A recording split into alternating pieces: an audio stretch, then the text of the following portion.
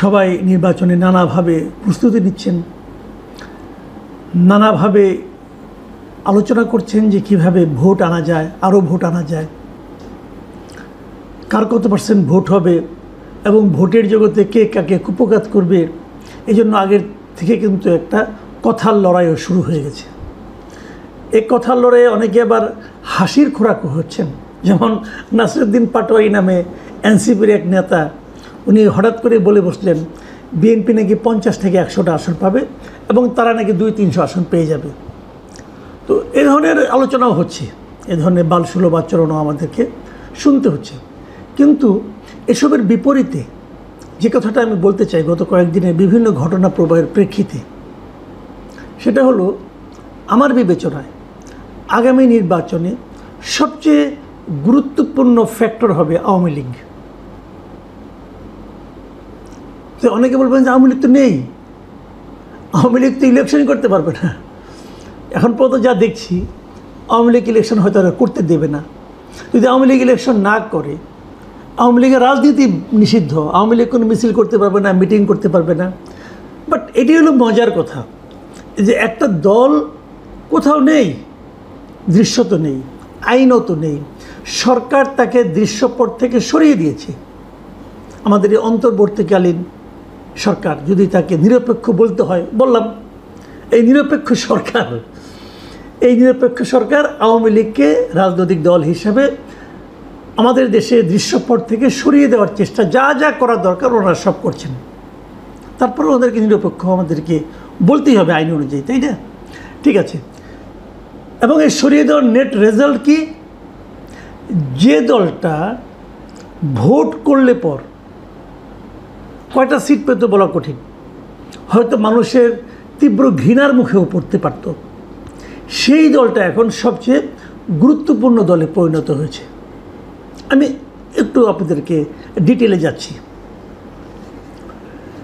গতকালকে আমি একটা দ্য ইকোনমিস্টের রিপোর্ট নিয়ে আলোচনা করেছিলাম না, সেখানে ইকোনমিস্ট পত্রিকার রিপোর্টার ওনারা একটা জরিপের কথা উল্লেখ করেছেন। সেই জরিপটা ওনারা কোথায় করেছেন আমি ঠিক জানি না, ওখানে সেটা লেখাও নেই কোথাও। সেই জরিপে ওনারা বলেছেন যে যারা এরই মধ্যে ভোট দেওয়ার সিদ্ধান্ত নিয়েছেন তাদের মধ্যে কেবলমাত্র 5% লোক এনসিপিকে সমর্থন করেন, কেবলমাত্র 5% লোক। আর আওয়ামী লীগ যেহেতু নাই, কাজে পুরনো রাজনৈতিক দলগুলোর প্রতি সমর্থন বেশি। তো পুরনো রাজনৈতিক দল আর কে আছে? জামাত এবং বিএনপি, এই তো। সেখানে বিএনপির পেছনে তাদের সমর্থন আছে 42%, আর জামায়াতের প্রতি সমর্থন আছে 32%। দেখুন 10% এটা বিশাল গ্যাপ কিন্তু বিএনপি এবং জামাতের মধ্যে। আপনাদের মনে আছে যে 2001 সালে যে নির্বাচনটা হয়েছিল, সেখানে কিন্তু আওয়ামী লীগ এবং বিএনপির মধ্যে ভোটের সমর্থনের দিক দিয়ে পার্থক্য কিন্তু 1%-এরও কম ছিল, 1%-এরও কম ছিল।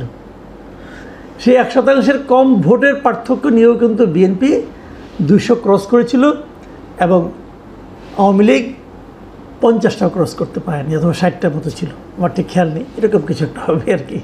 মানে ইনসিগনিফিকেন্ট ছিল টোটালি। আর এখানে যদি 10% পার্থক্য থাকে তাহলে তো অনেক। এখন এই 10% গ্যাপ পূরণ করার জন্য জামাত কী করবে? জামাত কার দ্বারস্থ হবে? জামাত অবধারিতভাবেই আওয়ামী লীগের ভোটগুলো টানার চেষ্টা করবে। একটা উদাহরণ দিচ্ছি একটু পরে আপনাদেরকে, তার আগে আমি একটু আওয়ামী লীগের অবস্থানটা বলে নিই। বাংলাদেশে এই ইকোনমিস্টের এই লেখায় কিন্তু বলা হয়েছিল যে এদেশের এখনও একটা বড় অংশ মানুষ মনে করে যে তারা সুযোগ পেলে আওয়ামী লীগকে ভোট দিত, এবং যারা ভোট দেবে বলে সিদ্ধান্ত নিয়েছে তাদের মধ্যেও আওয়ামী লীগ নেই জানার পরেও তাদের মধ্যেও 14% ভোটার তার আওয়ামী লীগের প্রতি তাদের সমর্থন জ্ঞাপন করেছে। 14%, মানে এনসিপির যে ভোট তার প্রায় 3 গুণ। এনসিপির মধ্যে যত লোকের সমর্থন তার 3 গুণ সমর্থন সেই দলটির প্রতি, যে দলটিকে এনসিপিরাই নিষিদ্ধ করেছে, এবং যে দলটা নির্বাচন করতে পারবে না এ কথা মানে ভোটাররা জানে, জানার পরও তারা এই দলটাকে সমর্থন করে। আমরা একটা ছোট্ট উদাহরণে যাই আপনাদেরকে, এটা দুদিন আগের কথা। সেখানে সিলেটের কোম্পানিগঞ্জের একটা ঘটনা, সিলেটের কোম্পানিগঞ্জের ফেসবুকে আওয়ামী লীগের এক নেতার একটা ভিডিও ভাইরাল হয়ে গেছে। সেই নেতার নাম হলো কালামিয়া। তিনি এই কোম্পানিগঞ্জের উত্তর রানীখাই ইউনিয়ন আওয়ামী লীগের সাবেক সভাপতি এবং উপজেলা আওয়ামী লীগের সদস্য।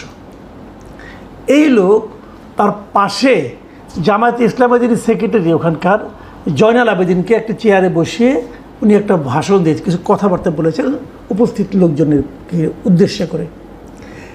এবং সেখানে উনি বলেছেন এই যে জয়নাল আবেদিন সাহেব, উনি হলেন গিয়ে ওখানকার জৈন্তাপুর উপজেলার সাবেক চেয়ারম্যান এবং সিলেট 4 মানে কোম্পানিগঞ্জ, গোয়াইনঘাট এবং জৈন্তাপুর এই আসনের জামায়াতের সংসদ সদস্য পদপ্রার্থী উনি এবার।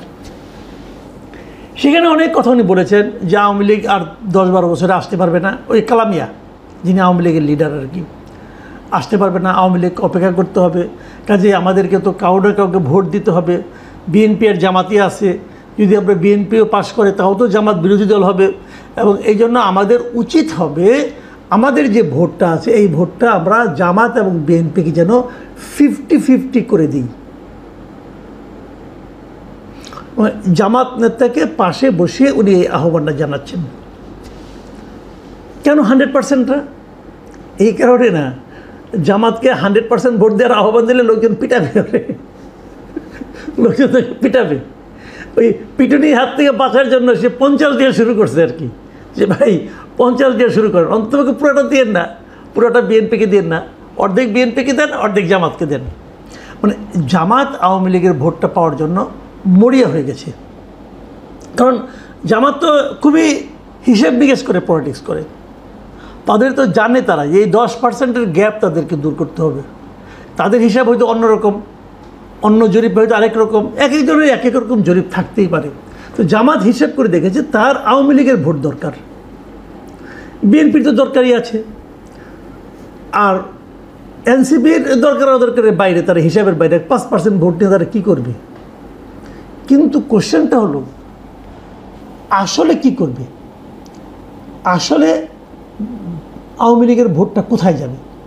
আপনাদের মনে আছে যখন আওয়ামী লীগকে নিষিদ্ধ করা হয়, মানে আওয়ামী লীগের রাজনৈতিক কর্মকাণ্ড নিষিদ্ধ করা হয় আজকে থেকে 1 মাস আগে, সে সময় আমি একটা জরিপ করেছিলাম, আপনাদের আবার মনে করে দিই। সেই জরিপে আমার প্রশ্ন ছিল, সরকার আওয়ামী লীগের কর্মকাণ্ড নিষিদ্ধ করেছে, এখন এটা নিশ্চিত আগামী নির্বাচনে আওয়ামী লীগ অংশ নিতে পারবে না, সেক্ষেত্রে আওয়ামী লীগের ভোট কোন দিকে যাবে, এই ছিল আমার প্রশ্ন।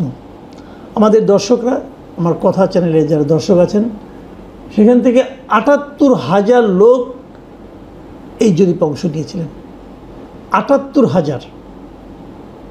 এবং ৭৮,০০০ লোকের মধ্যে ৫% লোক বলেছে যে আওয়ামী লীগের ভোটটা যাবে এনসিপির দিকে, 19% বলেছে আওয়ামী লীগের ভোট যাবে বিএনপির দিকে, 6% ভোটার বলে লোক বলেছেন আওয়ামী লীগের ভোট যাবে জামায়াতের দিকে, জামায়াতের বাক্সে, আর 70% ভোটার বলেছেন আওয়ামী লীগের, যারা আওয়ামী লীগের ভোটার অথবা সাধারণ মানুষ যারা এই ৭৮,০০০ ভোট দিয়েছেন, তাদের মধ্যেকার 70% লোক বলেছেন যে আওয়ামী লীগের ভোটাররা ভোট কেন্দ্রেই যাবে না। তার মানে টোটাল দর্শকদের মধ্যে 30% লোক মনে করছে যে তারা ভোট কেন্দ্রে যাবে। মানে ওই 30% ভোট নিয়ে কিন্তু টানাটানি শুরু হয়ে গেছে। ওখান থেকেও জামাত কিছু পেতে চায়, তো সেটা দিয়ে কি আর ওই গ্যাপ পূরণ করা যাবে আমি ঠিক জানি না। তবে আমি এটুকু জানি যে আগামী দিনগুলোতে এই হিসাবটা আরও শার্প হবে, আরও তীব্র হবে। জামাত আরও অনেক লোককে তার পাশে বসিয়ে বলানোর চেষ্টা করবে, ভাই কিছু হলেও আমাদেরকে দেন, ওই 30 না দেন, 50 না দেন, 45 দেন, 40 দেন, বলার চেষ্টা করবে। বিএনপিও চেষ্টা করবে। মানে বিএনপির ভোটাররা তো ভোট দেবেই বিএনপিকে, জামাতের ভোটাররা তো আর কোনো যাওয়ার জায়গা নেই, তারা জামাতকেই ভোট দিবে। এনসিপির যা আছে এটা আমার মনে হয় আরও কমবে, এরা তো ওদেরকে ভোট দিবে। কিন্তু ডিসাইডিং ফ্যাক্টর হবে আওয়ামী লীগের ভোটার।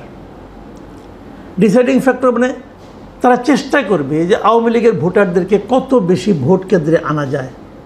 কিন্তু আমার বিবেচনায়, আমি রাজনীতির প্রতি বিভিন্ন পলিটিক্যাল পার্টি কর্মী সমর্থকদের যে আমি আন্তরিকতা এবং ইনভলভমেন্ট দেখেছি এর আগেও, সেক্ষেত্রে আওয়ামী লীগের ভোটাররা যদি সিদ্ধান্ত নেয় যে তারা ভোট কেন্দ্রে যাবে না, তাহলে আগামী নির্বাচন একটা ডিজাস্টার হয়ে যাবে এই সরকারের জন্য।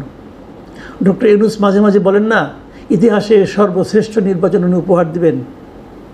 আমার মনে হয় তখন ওনার মনে হবে ইতিহাসও বুঝি না, সর্বশ্রেষ্ঠ নির্বাচনও বুঝি না।